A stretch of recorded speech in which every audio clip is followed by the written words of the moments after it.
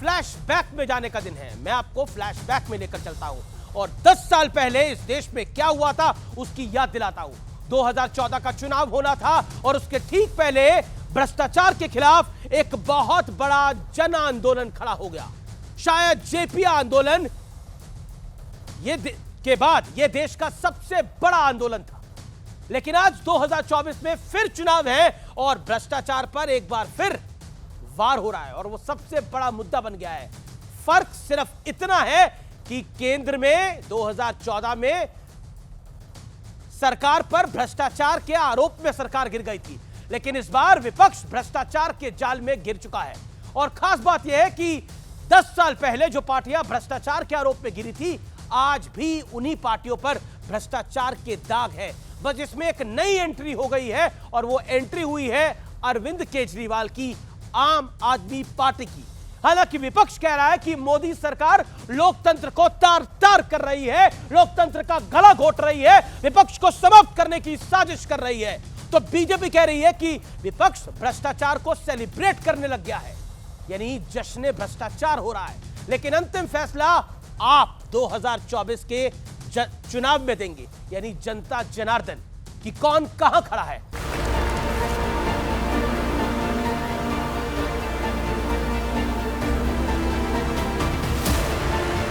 इन परिवारवादी भ्रष्टाचारियों की लूट का हिसाब हो रहा है। ये सब एक हो गए हैं। घमंडिया गठबंधन के लोग चुनाव की रैलियां नहीं कर रहे हैं, भ्रष्टाचारियों को बचाने की रैली कर रहे हैं।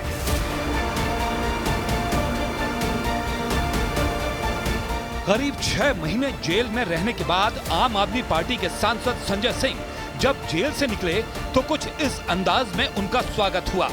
लेकिन दूसरी तरफ बीजेपी तंज कस रही है कि संजय सिंह शराब घोटाले में बेल पर छूटे हैं, कोई आजादी की जंग जीत कर नहीं लौटे।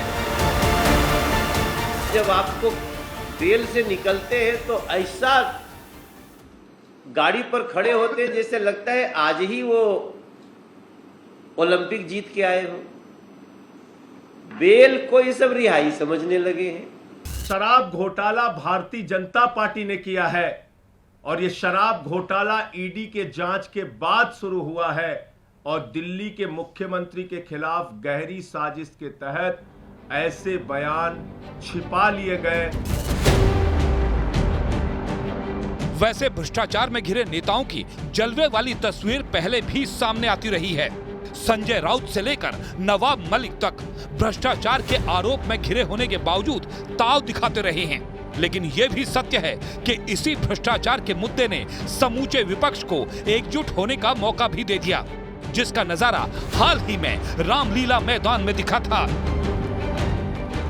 नरेंद्र मोदी जी इस चुनाव में मैच फिक्सिंग करने की कोशिश कर रहे हैं। ये 400 पार नहीं 400 हारने जा रहे हैं। गारंटी की बात करते हैं, हम बोलते हैं मोदी जी की गारंटी वैसी ही गारंटी है जैसे चाइनीज माल होता है।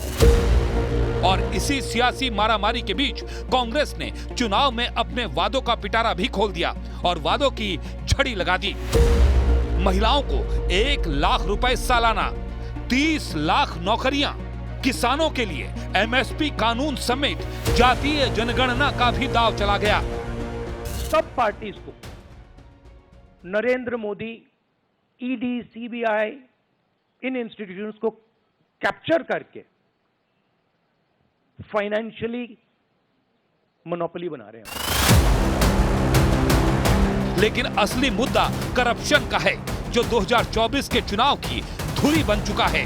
आज के करप्शन पर किसकी नीयत में खोट है, सरकार की या विपक्ष की? पॉइंट नंबर 2, भ्रष्टाचार विपक्ष में क्या कॉमन फैक्टर बन गया है? जो रामलीला मैदान में रैली हुई और जिस तरह से जश्न भ्रष्टाचार मनाया जा रहा है वो उसका एक एग्जाम्पल है। करप्शन पर वार क्या बीजेपी को चुनावी फायदा पहुंचाएगा? और क्योंकि कांग्रेस का घोषणा पत्र आ गया है, गारंटी आ गई और दूसरी तरफ से मोदी की गारंटी भी है, तो किसकी गारंटी पर आप लोग भरोसा करते हैं? जनता जनार्दन भरोसा करती है। आज उसको भी हम परखेंगे और जांचने का प्रयास करेंगे। लेकिन राजेश गुप्ता, नेता आपके छुट के आते हैं, एक नेता अरविंद केजरीवाल सीएम जो जेल चले जाते हैं, एक नेता को बेल मिल जाती है, लेकिन ऐसा लग रहा है कि जश्न मन रहा है। एक नेता छूट गया, दूसरे की अब बारी है। क्या आपको लगता है ये जश्न भ्रष्टाचार है? और याद करिए 10 साल पहले का वो रूप आपका, जब आप रामलीला मैदान में खड़े होकर बोलते थे, जब आप आज उनके साथ खड़े हैं कि यादव फैमिली चाहे बिहार वाली हो, यूपी वाली हो, वो करप्ट है, गांधी फैमिली करप्ट है, ये आप ही के नेता के भाषणों में कहा गया। इसके अलावा लालू यादव फैमिली करप्ट है, स्टालिन करप्ट है, बादल करप्ट है, सब करप्ट है, लेकिन आज सबके साथ होना पड़ रहा है। देखिए, बार बार आप इनके नाम तो ले देते हैं, दूसरी तरफ के नहीं ले पाते। नेचुरल करप्ट पार्टी का नाम नहीं ले पाते कि अजीत पवार जी को किस तरीके से मोदी जी ने खुद कहा ना, स्टेज पे खड़े होकर 70,000 करोड़ का घोटाला, एक भी भ्रष्टाचारी को नहीं छोड़ूंगा। क्या करा? सारे भ्रष्टाचारियों को अपनी पार्टी में लेना शुरू कर दिया। छोड़ो, इसका मतलब यही था ना कि छोड़ूंगा नहीं, यानी अपनी पार्टी में ले लूंगा। या तो उनकी मान जाओ या फिर ईडी को भेज देंगे, सीबीआई को भेज देंगे। ये कोई तरीका थोड़ी है। आपने कहा कि हमने जश्न मनाया बाहर आने का, हमने जश्न मनाया इस देश के संविधान का, हमने जश्न मनाया इस देश के न्यायालय का, जिस कानून ने इस बात को समझा कि एक आदमी को जो कि एक माननीय राज्यसभा सांसद है, आप 7 महीने बिना किसी मनी ट्रेल के, एक पैसा मिले बिना जेल के अंदर बंद करके रखते हो। ये कोर्ट ने कहा, मैं तो नहीं कह रहा, उसके बाद भी तुम बंद करके रखते हो, तो जश्न नहीं मनाएंगे क्या? बिल्कुल हमें खुशी है। और हम ये भी कह रहे हैं कि अभी संजय सिंह बाहर आए हैं, अभी ये शुरुआत है। इसके बाद में अरविंद केजरीवाल जी, मनीष सिसोदिया जी, सत्येंद्र जैन जी सब बाहर आएंगे, क्योंकि उन्होंने सिर्फ एक ही गलती करी कि बीजेपी की वॉशिंग मशीन में जाने से मना कर दिया, इसलिए उनके पर छापे पड़ रहे। मान जाते तो अजीत पवार जी की तरह पार्टी में आ जाते, हेमंत विश्व शर्मा की तरह मुख्यमंत्री बन सकते थे, लेकिन हम ना झुके थे, ना झुकेंगे। ये जश्न मनाते रहेंगे जब तक संविधान इस देश का बचाने के लिए हर लड़ाई को लड़ेंगे।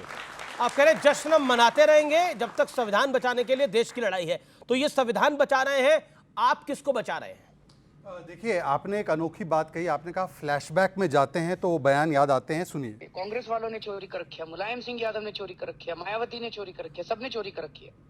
और अगर ये पार्टियां जन लोकपाल बिल पास कर देंगे तो ये सारे जेल चले जाएंगे। शहजाद भाई, आपकी एक बड़ी गलत आदत है, मैं एक कहना चाहता हूँ, आप पुराने बयान इनको बार बार याद कराते हैं। मैं आपको बताता ये इतना एम्बैरेस क्यों करते हैं आप? अब बगल में राजकुमार भाटी भी खड़े हैं। मैं आपको बताता हूँ, क्योंकि जब रामलीला में तो वैसे हमने सियासी धर्मांतरण देखा कि जो लोग भ्रष्टाचारियों के खिलाफ इस्तीफे मांगते थे, आज वो भ्रष्टाचारियों के साथ इकट्ठा होकर कह रहे हैं कि हम इस्तीफा नहीं देंगे। झाड़ू से दारू तक, स्वराज से शराब तक, अन्ना से लालू तक आ गए। परंतु जिस कांग्रेस पार्टी की नैया डुबा दी पूरी तरह से दिल्ली में, आज उस कांग्रेस पार्टी के समर्थक भी उनके लिए ताली बजा रहे हैं। तो बताइए कि क्या बचा है, क्या बचा है, बताइए। अब मैं इसीलिए वो वीडियो बता रहा था ताकि पता चले कि सोनिया गांधी को जेल में कौन डालना चाहता है। राजेश जी, अपने समय पर, अपने समय पर। अब देखिए, दूसरी बात मैं बात रखना चाहता हूं। देखिए, अब इन्होंने कहा लोकतंत्र को खत्म करना चाहते हैं, हम लोग ईडी का गलत इस्तेमाल कर रहे हैं। वैसे राजेश जी को बता दूं, मेरे मित्र, सारे मित्र आज डिबेट में आए, यही लोग हैं जो लोग छत्तीसगढ़ के चुनाव 3 महीने पहले हुए तो कह रहे थे इसी ईडी से कि शराब घोटाले में भूपेश बाघेल को गिरफ्तार करो। प्रेस कॉन्फ्रेंस करके कहा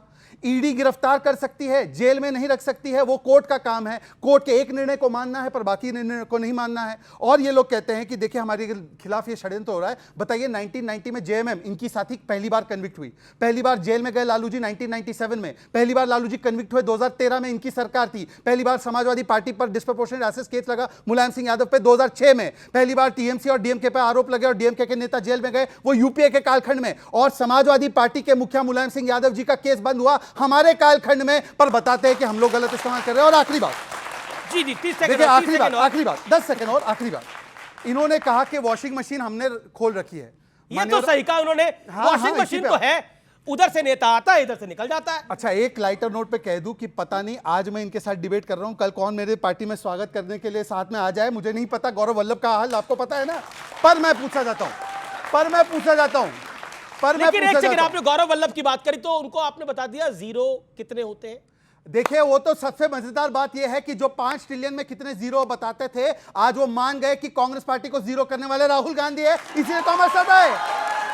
और आखिरी बात, अब 10 सेकंड आखिरी बात, देखिए 10 सेकंड और मैं केवल इतना कह रहा हूं कि बाकी कुछ मानो ना मानो, पर देखिए अपने मुंह मियां मिट्ठू तो मैंने सुना था, पर पहली बार ये चिल्ला कर कह रहे कि हम भ्रष्टाचारी है। बताइए कि अगर हम वॉशिंग मशीन की फैक्ट्री है तो काले कपड़ों की फैक्ट्री कौन है? मान्यवर अपने लोगों को भ्रष्टाचारी बता रहे, लेकिन उधर काले है तो इधर सफेद भी है ना। काले इन्होंने भी काले पहने, काले के ऊपर जैकेट डाले हुए हैं, इनका यही फर्क है, भी डाले हुए हैं, काले के ऊपर जैकेट डाले हुए, काले इनके भी है, काले तो आपके भी है। सच है यही बोला कि क्या काले बोली? लेकिन वो लोगों को गाना काले था। भ्रष्टाचारियों को पकड़ लेकिन वो एक गाना था, सबक सिखाएंगे। एक गाना था भाई, एक गाना था, काले हैं तो क्या हुआ दिल वाले बीजेपी हैं, वाले वो हैं। गाना भी था। काले हैं तो क्या हुआ, ऐसा बीजेपी नहीं वाले है। हैं। लेकिन देखिए, एक काले और लाइटर सफेद के नोट चक्कर में नहीं काले पड़ते। रंग पे केवल ये कह दूं, ये तो हमारे श्याम जी का रंग है, तो काले होने में कोई नहीं, आपके कारनामे काले हैं, हमारा देखो, रंग काला अमित भाई, है, दिल सफेद है। चलिए अमित भाई, ओके, बात सुनो।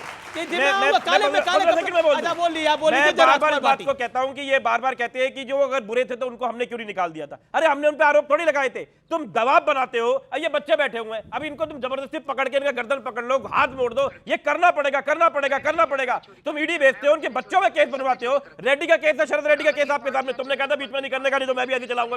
मेरा फोन छोटा है तो शरद रेड्डी के केस के अंदर शरद रेड्डी ने 6 बार कहा, सुनो, शरद रेड्डी ने 6 बार कहा कि मेरा कोई अरविंद केजरीवाल से कोई लेना देना नहीं है। 6 बार की स्टेटमेंट नहीं दिखाई ईडी ने, उसको बंद कर दिया, उसके बाप को ब्लैकमेल करा, 5 करोड़ रुपए का पहले तो बयाना ले लिया, सुनो, और जब छूटने लगा, छुटवा दिया तो उसके बाद में पूरी रकम ले ली, 55 करोड़ रुपए। पता है आपको, पहले बयाना लिया जाता है, फिर ये लिया जाता है। जो मैं बता रहा हूं वो ऑन रिकॉर्ड है, कोई हवाबाजी तो है नहीं, कोई आस्था का प्रश्न नहीं है, ये फैक्ट्स है जो मैं आपके सामने रख रहा हूं। ये ऑन रिकॉर्ड है कि पहले बात करो, एक सेकंड। आस्था का प्रश्न मतलब क्या? राम मंदिर के ऊपर ये सीधे सीधे हमला करेंगे क्या? आस्था का प्रश्न मतलब क्या? ये आस्था का विषय नहीं है। राम मंदिर के विषय पे कैसे घूस कर लाना है और राम मंदिर को कल्याण देखिए, मानसिकता देखिए। नहीं, ये बोलने की क्या जरूरत है?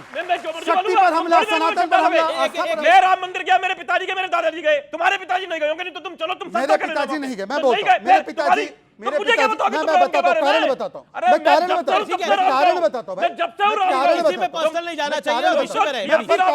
एक वाक्य में कारण बताता हूं, मैं एक वाक्य में राम की बात भी नहीं एक वाक्य में करी, कारण राम बताता हूं, सर इत्मीनान से, इत्मीनान से। हर चीज में राम चाहिए। ओके, भाई तुम्हारा राम के बिना काम चलना नहीं है। मैं एक वाक्य राम में के बिना तो किसी का काम नहीं मैंने चलना। कहा किसी का नहीं चलता, मेरी लाइन पहले मारे बोल, लेकिन हर बात को बीच में लेके आना। वो कहते हैं ना, दुनिया चले ना श्री राम के बिना, और श्री राम अरे भाई मैं तो कहता हूँ, हम कह रहे हैं शहजाद के पिताजी तो नहीं कह रहे थे। काले सफेद हो गया, सब हो गया, कमाल है। तो क्या आपने शहजाद के पिताजी की बात करी? जी, केवल एक बार। इन्होंने कहा कि मेरे पिता कभी नहीं गए, मेरे पिताजी का देहांत 94 में हो गया था, इसलिए वो शायद नहीं जा पाए, पर आज भी वो देखते होंगे ना स्वर्ग से, तो मोदी जी को कहते होंगे कि मोदी जी शुक्र है आप थे, क्योंकि आपके होने से राम मंदिर जो है बन पाया, और इसलिए हम कहते हैं जय श्री राम, जय श्री राम। तुम 2018 से बोल रहे हो, 2018 से भाटी की जब बारी बीजेपी है। में आए तब से बोल रहे हैं ना, उसके बारे में नहीं बोल रहे थे। मैं रुक करता हूं भाटी जी का। भाटी जी देखिए, पॉलिटिक्स ऑफ कन्वीनियंस है अपनी तरह से। देखिए, बीजेपी को जो सूट नहीं करता, बीजेपी कहती है कि देखिए फलानी चीज गलत हो रही है। जो इंडिया अलायंस को सूट नहीं करता, आप कहते हैं कि देखिए ये गलत हो रहा है। लेकिन एक चीज तो है, नरेंद्र मोदी जब 2014 में आए थे तो भ्रष्टाचार पे उन्होंने वार करने की बात कही थी, और इस देश की जनता ने, कोटि कोटि जनता ने उन्हें अपार समर्थन भी दिया था। 2019 में आए तो उन्होंने, मुझे उनकी रैली का एक बयान याद में आता है कि मैं इनको जेल की दहलीज तक ले आया हूं, मुझे एक मौका और दो, मैं जेल के अंदर लेके जाऊंगा और आपकी पाई पाई लौटाऊंगा। ये नरेंद्र मोदी ने भाषण दिया।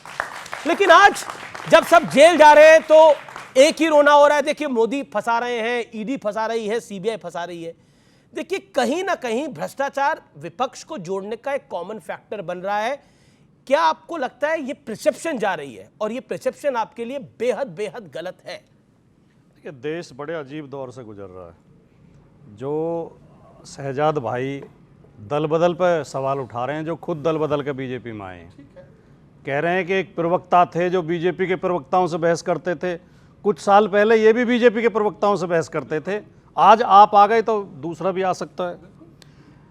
भ्रष्टाचार पे वो पार्टी आवाज़ उठा रही है जो देश के बड़े बड़े भ्रष्टाचारी जिन्होंने अपनी पार्टी में शामिल कर लिए। अखबार की खबर है, 25 नेता ऐसे हैं जिन पर भारतीय जनता पार्टी ही भ्रष्टाचार के आरोप लगाती थी, और जिसने बीजेपी ज्वाइन कर ली उनकी भ्रष्टाचार की फाइलें बंद हो गई। जैसे नाम लीजिए। जैसे कि अजीत पवार, 70,000 करोड़ का घोटाले का आरोप खुद माननीय मोदी जी लगा के आए थे, और इनके जो महाराष्ट्र के मुख्यमंत्री थे उन्होंने सार्वजनिक रूप से कहा था अजीत पवार चक्की पीसिंग।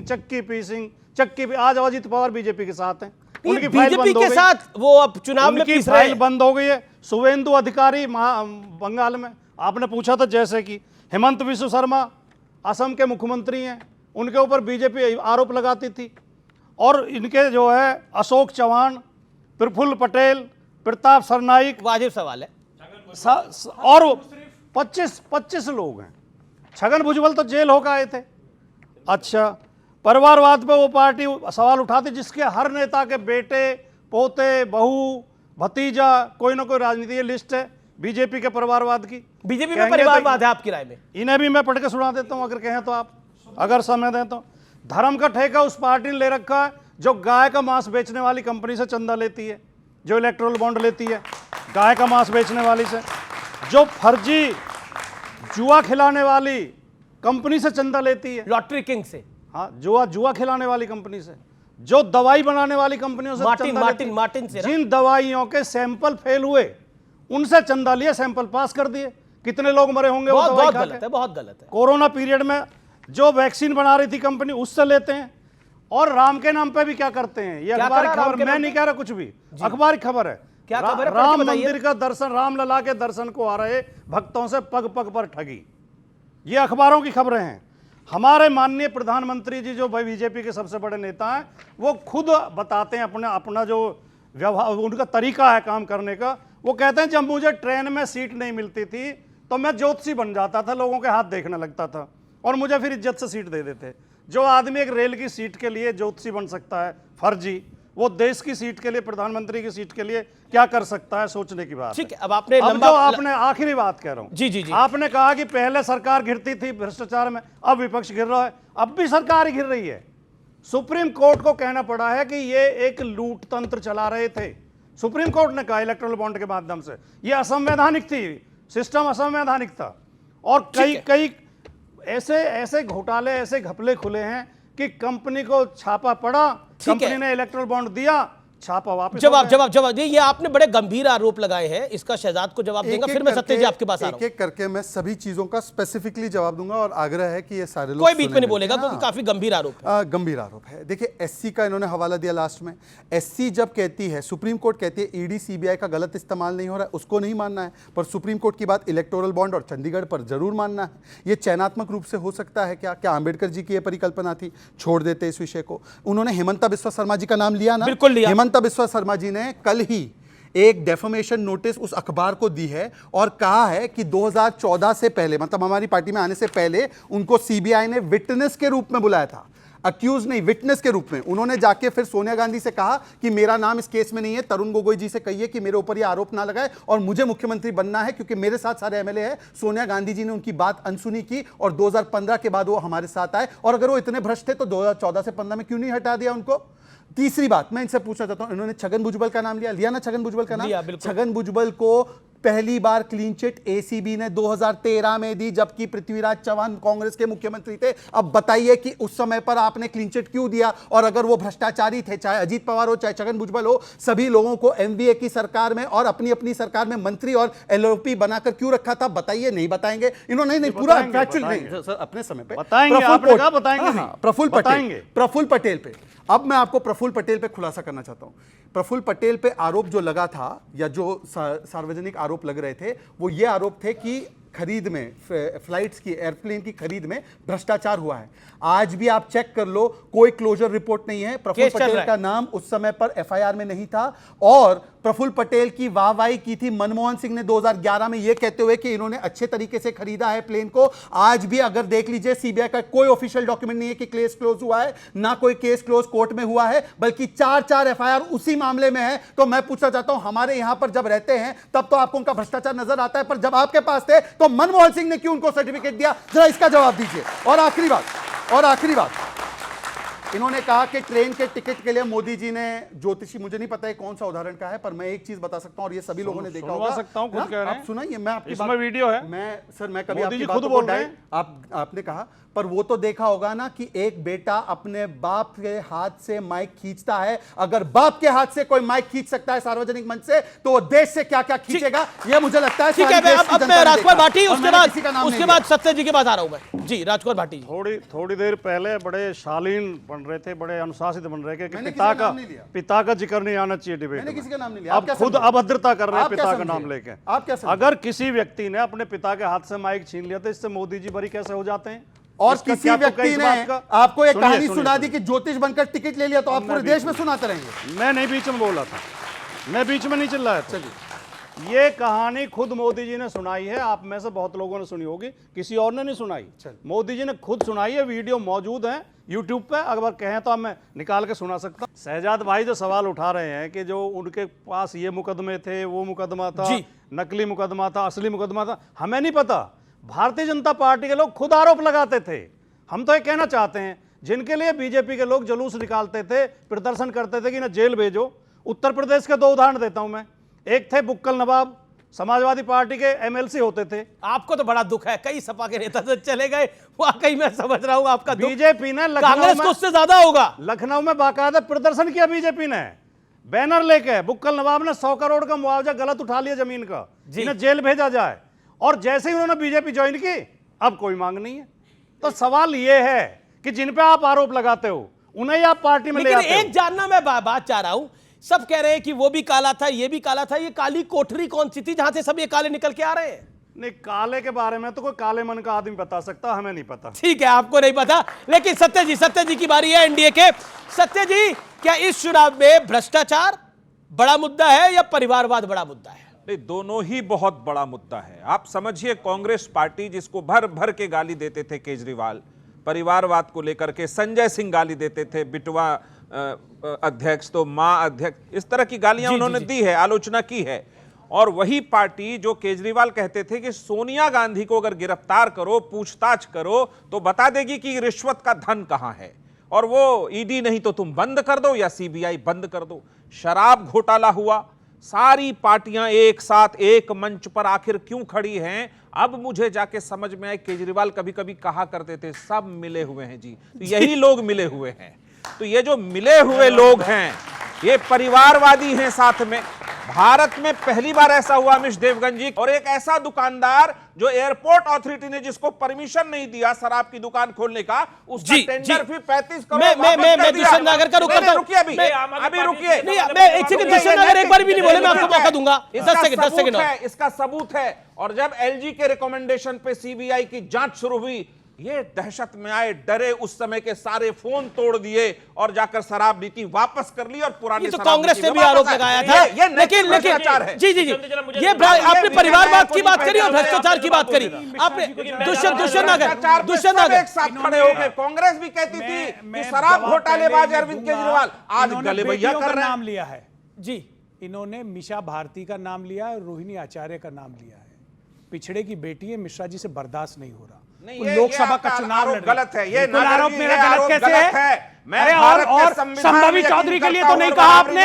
संभावी चौधरी का पिता आपकी सरकार में मंत्री है, लेकिन आपने नहीं बोला, आपने नहीं बोला। मैं आप पे पूरा लगाता हूं, आपको सिर्फ पिछड़े की बेटी को बोला, मैं उनकी बात लगा रही हूं। मैं उस कर्पूरी और संभावी चौधरी के लिए इन्होंने नहीं बोला, जिनका पिता इनकी सरकार में मंत्री है। और ये मैं कहना चाहता हूं यहाँ से, न्यूज़ 18 से कहना चाहता हूं कि वो जनता के बीच 30 सेकंड जनता के बीच, लेकिन उन्होंने उन बच्चियों के लिए कुछ नहीं उन्होंने बोला, वो पॉलिटिक्स में, उन्होंने परिवारवाद को बोला, उनका समाज में योगदान क्या है? पॉलिटिकल सारण की जनता तय करेगी कि उन्हें लोकसभा भेजना है ना भेजना। भाई एक दिल पे हाथ रख, दिल पे हाथ रख के बताइए, रॉबर्ट वाड्रा का ज्यादा पॉलिटिकल योगदान है या आपका है?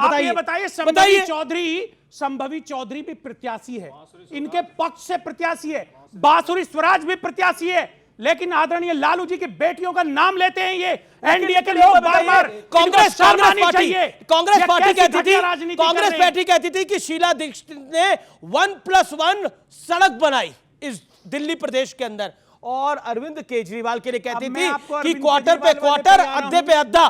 श्रीमान जी अब बताइए, अब आप क्या कहते हैं? 1 लाख शराब घोटाला था कि नहीं था? जवाब दूंगा आपको, बहुत आपको तसल्ली होगी, मजा आएगा जी। 1,76,000 करोड़ का घोटाला 2G का सबसे ज्यादा प्रचारित किया गया, क्योंकि आपकी डिबेट का बेस 2014 है। वो तो 24 पे भी आएंगे आप? 24 पे भी आऊंगा। 2014 से चला 2G और आज है 5G। 5G का उसी तरह से स्पेक्ट्रम आवंटन हुआ जिस तरह से 2G का हुआ, और जो आरोप 1,76,000 करोड़ के लगाए गए वो कोर्ट में टिके नहीं, बरी हो गए, सारे के सारे निराधार और झूठे साबित किए गए। बल्कि उसी प्रोसेस पे 5G स्पेक्ट्रम का आवंटन हुआ एक कंपनी को, जिस तरह से मैंने 2G तो का शीला जी हुआ। पे सवाल पूछा। नहीं, मैं भ्रष्टाचार की ओवरऑल बात करूंगा ना, तो बताइए शीला जी में कौन सा भ्रष्टाचार का आरोप शीला जी साबित पे हुआ? कोई आरोप नहीं, मैं पूछ रहा हूं केजरीवाल। कांग्रेस कहती थी कि शीला दीक्षित ने 1+1 सड़क बनाई दिल्ली के अंदर, और केजरीवाल ने भी 1+1 दिया। देखिए जी, अड्डे पे अड्डा बहुआ। सुन लीजिए, केजरीवाल साहब को 9 संबंध आए, पहले पे गिरफ्तार कर ले। चलिए, जब वो इंडिया अलायंस के हिस्से हो गए, उनको पकड़ के जेल में डाल दिया, उनके घर में छापा डाल रहे हो। अरे शर्म नहीं आती आपको? आरोप लगाती थी, अरे लोकतंत्र की बात करते हो। कांग्रेस, एक सेकंड, इसका जवाब मिलना चाहिए कि नहीं मिलना चाहिए? जो कांग्रेस पार्टी आरोप लगाती थी कि शराब का घोटाला हुआ है, सुप्रिया श्रीनेत कहती थी, अजय माकन कहते थे, वो गलत था या सही था?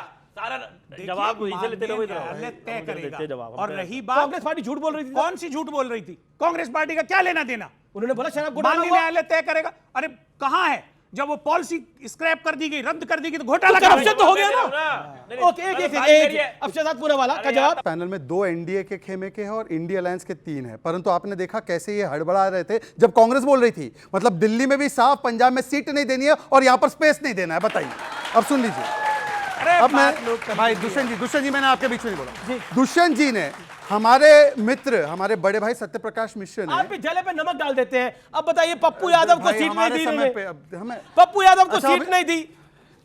अच्छा, ऐसा है, पप्पू यादव पे बोल देता हूं, फिर बाकी की चर्चा करता हूं कि एक पप्पू ने कांग्रेस को डुबाया और कांग्रेस ने एक पप्पू को डुबाया, तो पप्पू और कांग्रेस का हिसाब किताब खत्म। अब सत्यप्रकाश मिश्रा, बेचारे सत्यप्रकाश मिश्रा ने एक राजनीतिक टिप्पणी की कि राजनीतिक योगदान मीसा जी का क्या है, तो उसको उन्होंने ओबीसी विरोधी बता दिया। तो राहुल गांधी जो तथाकथित रूप से जनेऊ पहनते, कितना पहनते पता नहीं, उन्होंने तो ओबीसी प्रधानमंत्री को मां बहन की गालियां दी और कन्विक्ट हुए। तो वो क्या हुआ बताइए ना जरा एक बार। द्रौपदी मुर्मू को राष्ट्रपति कहा गया, वो क्या हुआ बताइए ना एक बार। इस प्रकार की टिप्पणी अवॉइड करनी चाहिए। दुष्यंत जी भी एक समझदार व्यक्ति है। अब मैं आता हूं मुद्दे पर। आपने कहा कि पूरा ओबीसी समाज, मोदी समाज चोर है, इसमें कोर्ट ने, हाई कोर्ट ने कन्विक्ट किया। हाई कोर्ट ने कन्विक्ट किया, गलत कन्विक्ट किया क्या? बताइए एक बार, बताइए एक बार, बताइए एक बार कि सही कहा कि गलत कहा? कोर्ट ने कन्विक्ट किया भाई, कोर्ट ने। एक सेकंड सुनिए, आप गाली नहीं, एक सेकंड, 10 सेकंड। प्रधानमंत्री को, इन्होंने प्रधानमंत्री को कहा है, अभी हाल ही में कहा है इनके डीएमके के नेता ने कि तेरी डैश डैश डैश, उन्होंने मां की गाली दी है डीएमके। अनीता रामचंद्र ने गाली दी है कि नहीं दी है? वो नहीं बोलनी चाहिए, नहीं दी है। बोलिए। नहीं, दूसरी बात सुनिए, अरे भाई सुन लीजिए ना, अब उन्होंने बोला तो मुझे बोलना पड़ रहा है। भस्मासुर, गंगू तेली, नीच, इनकी डीएमके। अरे भाई मेरी डीएमके है क्या? भाई सुनिए, डीएमके ने जब ये गालियां दी, उसके बाद ये लोग सब मिले थे 31 की रैली में। एक भी बार राहुल गांधी ने खंडन नहीं किया, उल्टा उनका समर्थन किया। अब भाई 10 सेकंड मेरी बात तो रखने दीजिए। ओके, 10 सेकंड और। अभी 10 सेकंड और। इन्होंने अभी कहा, मैं क्योंकि भाटी जी को सीरियसली लेता हूं, भाटी जी से बड़े ईमानदारी से मैं एक चीज तथ्यों के साथ पूछना चाहता हूं। इन्होंने कहा कि बयान आपके जो थे वो दिखाइए। ये बयान है मुलायम सिंह यादव जी का। Mulayam Singh Yadav attacks Congress, says it is using CBI to threaten rivals.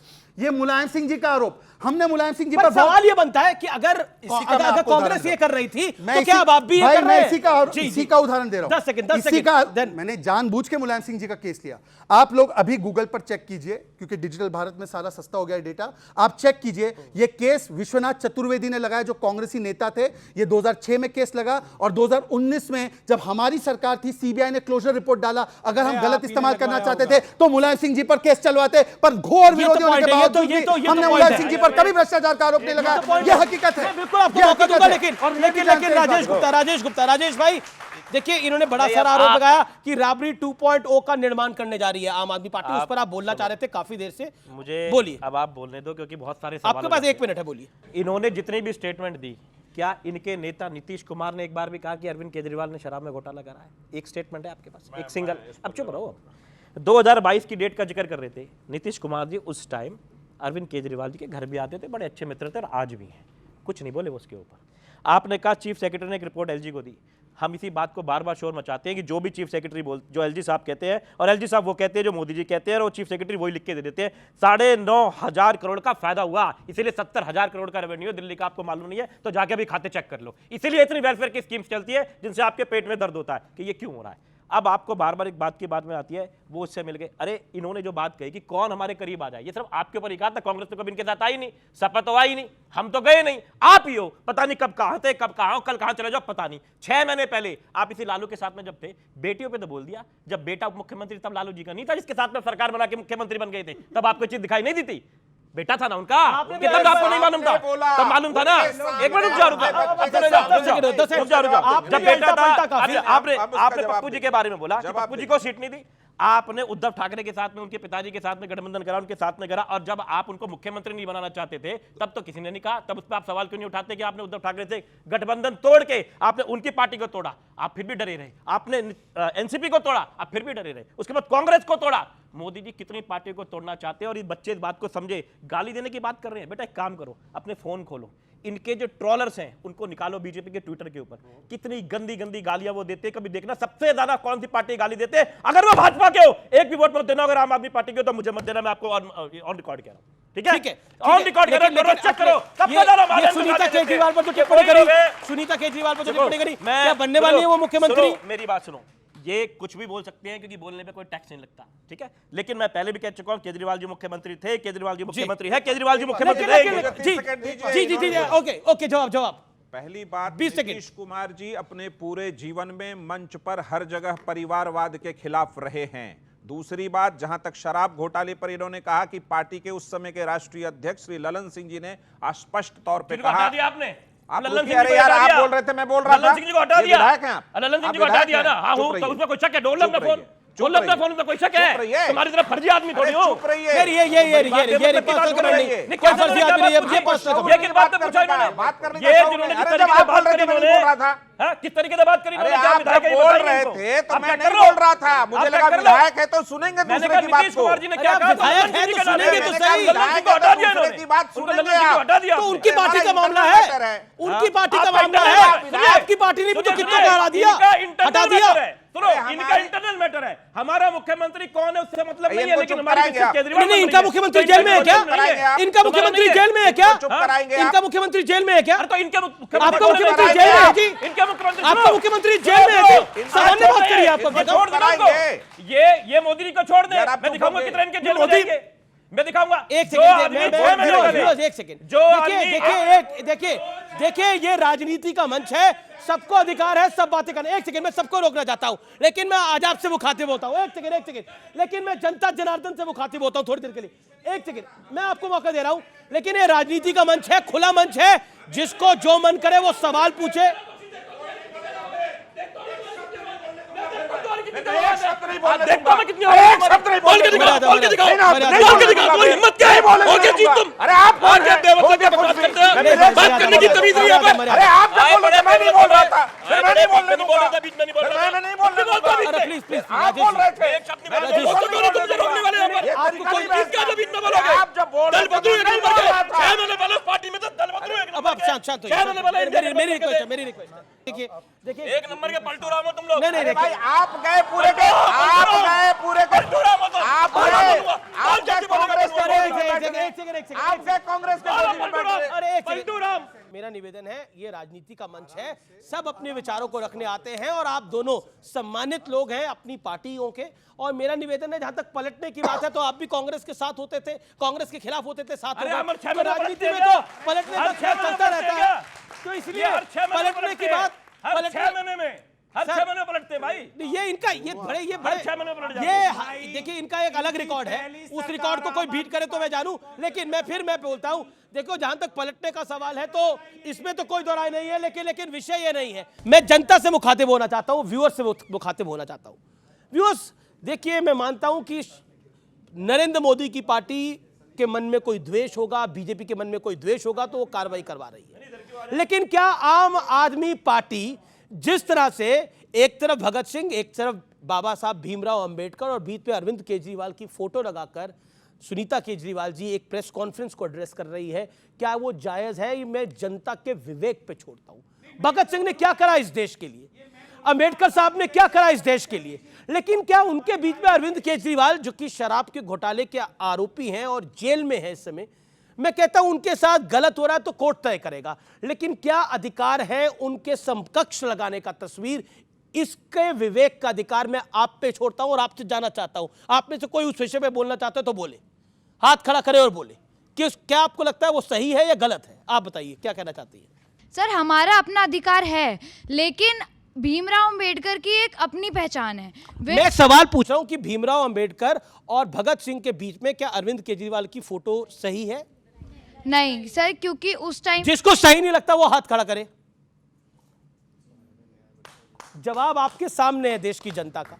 तो मुझे देश और यहाँ के पैनल का, मैं फिर आता हूं। देखिए, कई चीजें राजनीति से ऊपर होती हैं। मुझे लगता है कि कई विषयों पर हमें राजनीति से अपने आप को ऊपर रखना चाहिए। दारू का ही ठेका क्यों आगे बढ़ाए और जो है एक मोहल्ला क्लिनिक बनाया, उसमें सर कुछ काम नहीं हो रहा, कोई काम नहीं हो रहा सर मोहल्ला क्लिनिक का। सिर्फ दारू के ठेके ही बढ़ रहे हैं, भ्रष्टाचार ही बढ़ रहा है इनका। सुनो सर अमीश भाई, आप दारू के ठेके को देखते रहते हैं भाई?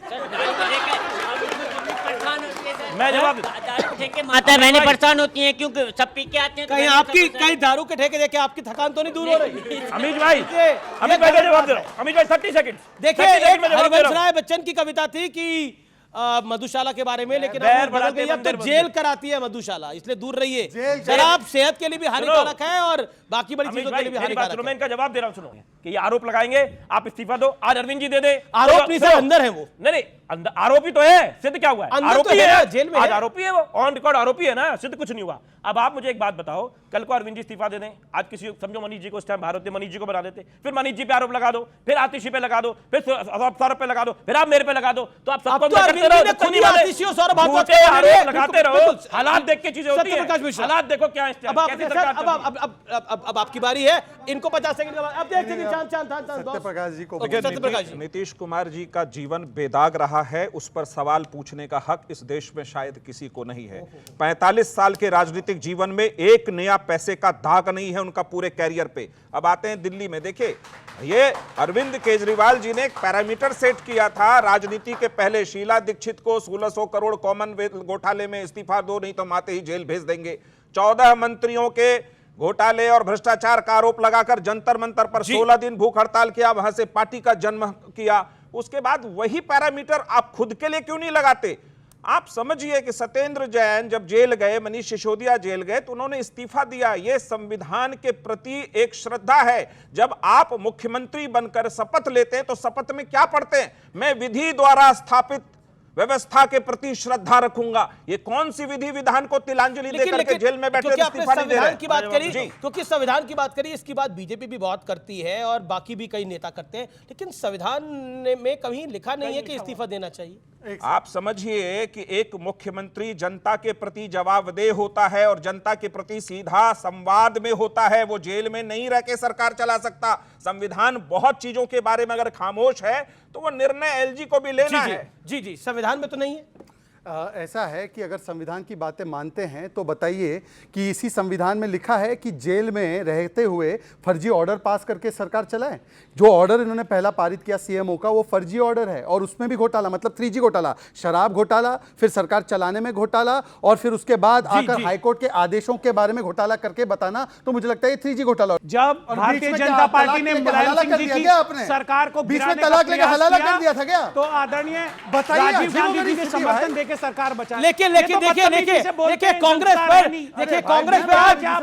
पर क्योंकि टिप्पणी हुई, कांग्रेस पे बड़ी बड़ी टिप्पणियां हुई, लेकिन कांग्रेस का आज जो हाल है, जो हश्र है, उसे देखकर मुझे एक चीज ध्यान में आती है। देखिए, इन्होंने, कांग्रेस पार्टी ने मुलायम सिंह यादव की सरकार को बनाया, चलवाया भी, लेकिन उत्तर प्रदेश में कभी फिर कांग्रेस पार्टी वापस नहीं आई।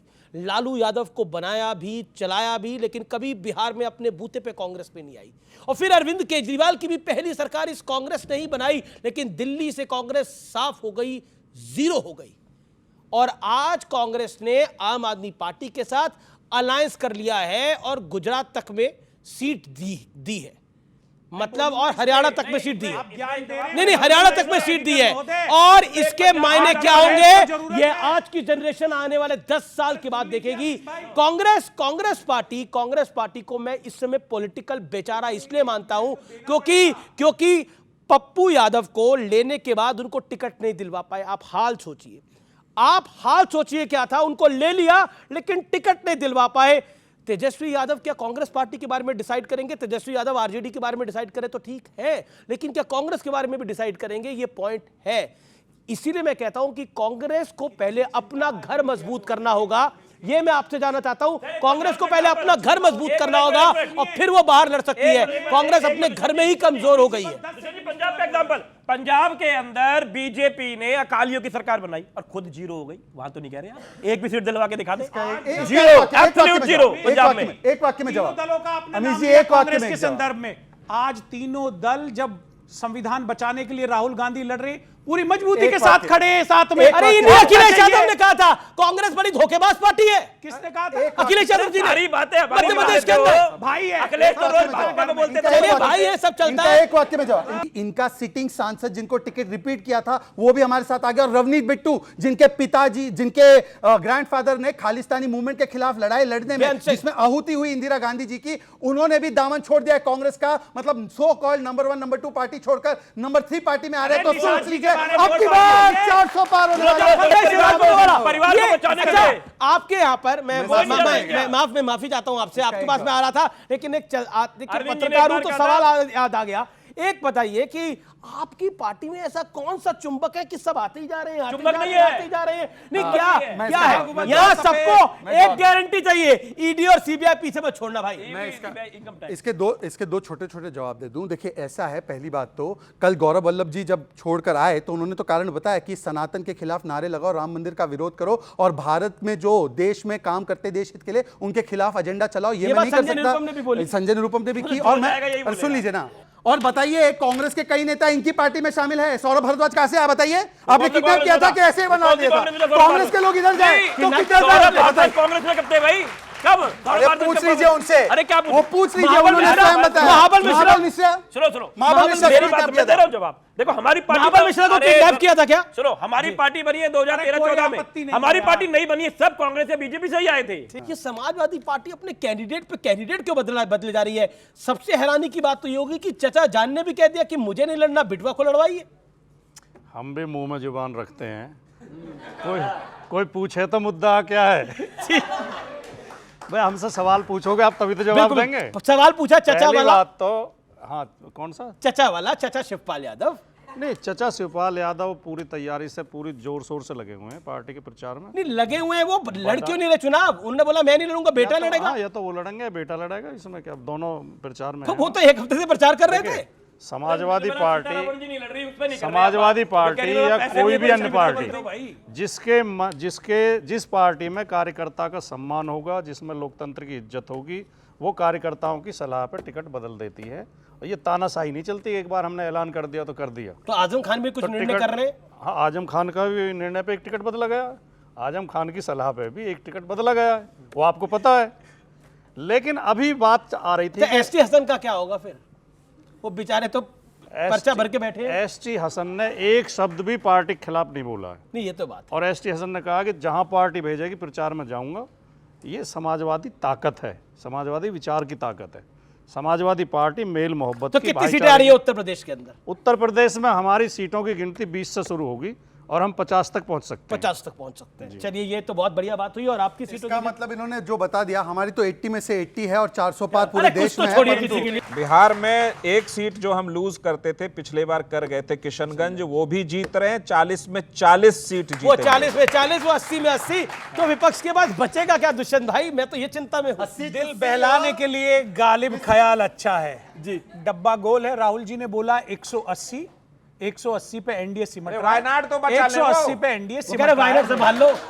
चलिए दिल बहलाने के लिए गालिब ख्याल अच्छा है। लेकिन एक बार ऐसा नहीं होगा। लेकिन रॉबर्ट वाड्रा लड़ रहे हैं कि नहीं लड़ रहे? देखिए किसी व्यक्ति के ऊपर निजी टिप्पणी मैं नहीं करता हूं। नहीं सवाल पूछा मैंने। नहीं तो उनका मैं कैसे, आपको लगता है लड़ना चाहिए उनको? उनकी निजी इच्छा है, भारत का प्रत्येक नागरिक। रॉबर्ट वाड्रा को लड़ना चाहिए, उन्होंने इच्छा जताई है। नहीं, उन्होंने इच्छा जताई है और जिसने इच्छा जताई उसे लड़ना चाहिए। आपका क्या ख्याल है? एक बात तो स्पष्ट है कि राहुल गांधी ना अमेठी ना रायबरेली वापस आना चाहते हैं। इसका मतलब उनका रॉबर्ट जी ऐसा है कि उनकी पार्टी उनको सीरियसली लेने लग जाए तो उसके बाद मैं प्रतिक्रिया दूं।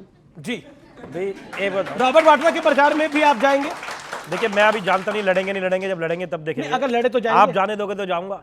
शुक्रिया आपका, बहुत बहुत शुक्रिया इस कार्यक्रम में आने के लिए।